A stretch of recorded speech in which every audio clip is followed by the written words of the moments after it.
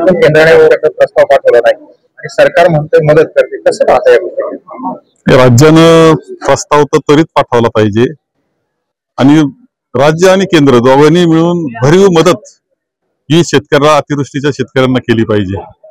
ही वेळ आहे शेतकऱ्याच्या पाठीशी उभे राहण्याची, त्याला पुन्हा उभे करण्याची, म्हणून मदत असली पाहिजे। पंजाब सरकारच्या निर्णयाप्रमाणे ही अपेक्षा सर्व शेतकऱ्यांची आहे आणि त्याचबरोबर कर्जमाफी जर करू शकले तर खूपच आनंद आहे, का त्यामुळे हा शेतकरी पुन्हा उभा राहण्यास मदत होईल।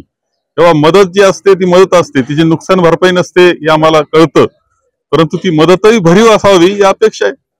काल मुख्यमंत्री म्हणले की काटे जे मारतात त्यांच्याकडे बघतो, कसं नाही, मी तर अभिनंदन केलं मुख्यमंत्र्यांचं, त्यांना खरं दुखणं कळालेलं आहे। एक योग्य व्यासपीठावरून ते हे बोललेले, महाराष्ट्रात चांगला मेसेज गेलाय। खूप काळजी त्यांनी घ्यावी, शेतकरी त्यांना दुवा देतील।